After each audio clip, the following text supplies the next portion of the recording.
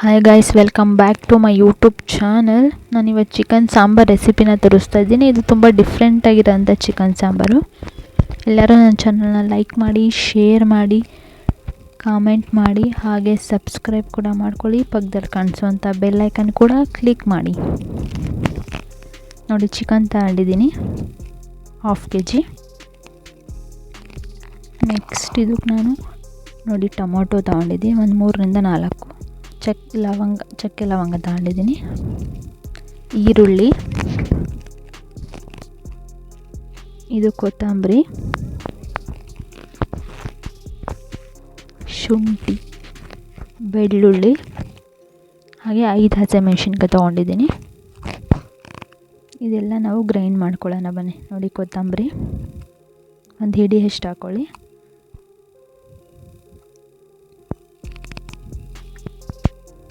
ಮತ್ತು 5ರಿಂದ 6 ಹಸಿಮೆಣಸಿನ್ಕಾಯಿ. ಖಾರ ಸ್ವಲ್ಪ ಜಾಸ್ತಿ ಬೇಕು ಅಂದರೆ 6 ಹಾಕ್ಕೊಳ್ಳಿ. ನಾನು 5 ಮೀಡಿಯಮ್ ಖಾರ ಮಾಡ್ತೀನಿ, ಸೊ 5 ಹಾಕ್ಕೊಂಡಿದ್ದೀನಿ. ನೆಕ್ಸ್ಟ್ ಶುಂಠಿ, ನೋಡಿ ಶುಂಠಿ ಎಷ್ಟು ಹಾಕ್ತಾಯಿದ್ದೀನಿ ಅಂತ. ಬೆಳ್ಳುಳ್ಳಿ ಒಂದು 15ರಿಂದ 20. ನೆಕ್ಸ್ಟು ಒಂದು ಈರುಳ್ಳಿನ ಕಟ್ ಮಾಡಿ ಇಟ್ಕೊಂಡಿದ್ದೀನಿ, ಅದನ್ನು ಹಾಕ್ತಾಯಿದ್ದೀನಿ.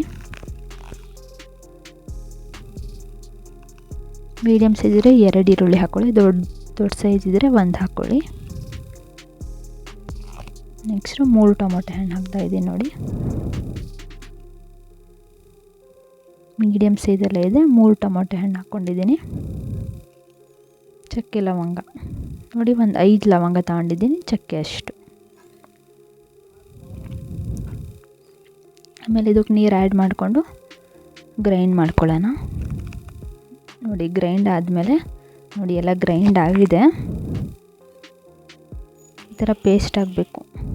ತರಿಯಾಗಿ ರುಬ್ಬಾರ್ದು, ತುಂಬ ಪೇಸ್ಟ್. ಈ ಥರ ಪೇಸ್ಟಿಯಾಗಿ ರುಬ್ಬಬೇಕು.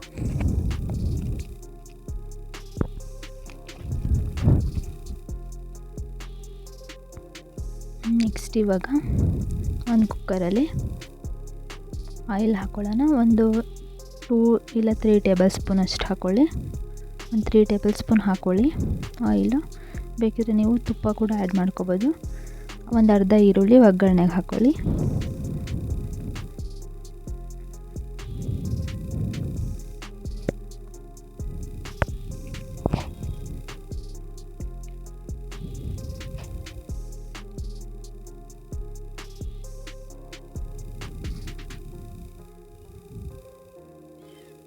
ನೆಕ್ಸ್ಟ್ ಇದಕ್ಕೆ ನಾವು ರುಬ್ಬಿಟ್ಕೊಂಡಿದ್ವಲ್ಲ ಆ ಮಸಾಲಾನ ಆ್ಯಡ್ ಮಾಡ್ಕೊಳ್ಳೋಣ.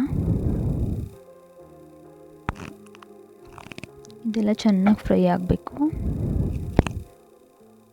ಮಸಾಲೆ ಎಲ್ಲ ಚೆನ್ನಾಗಿ ಫ್ರೈ ಆಗಬೇಕು, ಇಲ್ಲ ಹಸಿ ವಾಸನೆ ಹಾಗೆ ಇರುತ್ತೆ. ಸೊ ಅದರಿಂದ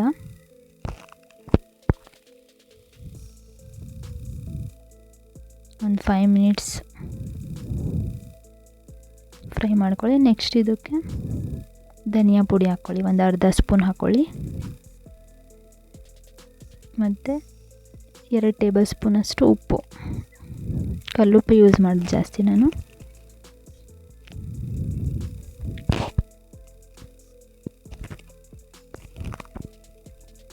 ನೋಡಿ, ಅದೆಲ್ಲ ಹಾಕಿದ್ಮೇಲೆ ಇವಾಗ ಒಂದು ಸ್ವಲ್ಪ 2 ಮಿನಿಟ್ಸ್ ಫ್ರೈ ಮಾಡ್ಕೊಳ್ಳಿ.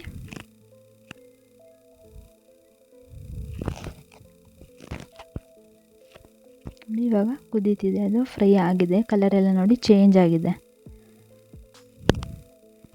ನೆಕ್ಸ್ಟ್ ನಾವು ಇದಕ್ಕೆ ಉಪ್ಪು ಮತ್ತು ಅರಿಶಿನ ಹಾಕ್ಬಿಟ್ಟು ಚಿಕನ್ ವಾಶ್ ಮಾಡಿ ಇಟ್ಕೊಂಡಿದ್ದೆ. ನೋಡಿ, ಇವಾಗ ಚಿಕನ್ ಆ್ಯಡ್ ಮಾಡ್ಕೊಳ್ಳೋಣ. ½ kg ಚಿಕನ್ ತೊಗೊಂಡಿದ್ದೀನಿ ನಾನು.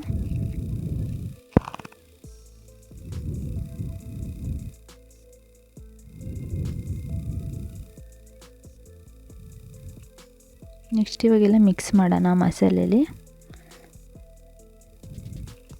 ಈ ಥರ ಮಿಕ್ಸ್ ಮಾಡಾದ್ಮೇಲೆ ಒಂದು 2 ಮಿನಿಟ್ಸ್ ಕುಕ್ ಮಾಡ್ಕೊಳ್ಳಿ. ಅದನ್ನು ತುಂಬ ಟೇಸ್ಟಿಯಾಗಿ ಬರುತ್ತೆ. ಇದು ಸಾಂಬಾರೇ, ಬಟ್ ಇದು ಹಸಿಮೆಣಸಿನ್ಕಾಯಲ್ಲಿ ಮಾಡೋವಂಥ ಸಾಂಬಾರು. ಇದೊಂಥರ ಟೇಸ್ಟಿಯಾಗಿರುತ್ತೆ. ನಾವು ನಾರ್ಮಲಾಗಿ ಮಾಡೋ ಸಾಂಬಾರೇ ಬೇರೆ ಥರ ಇರೋ ಚಿಕನ್ ಸಾಂಬಾರು, ಇದು ಬೇರೆ ವೆರೈಟಿಯಾಗಿ ಮಾಡೋವಂಥದ್ದು.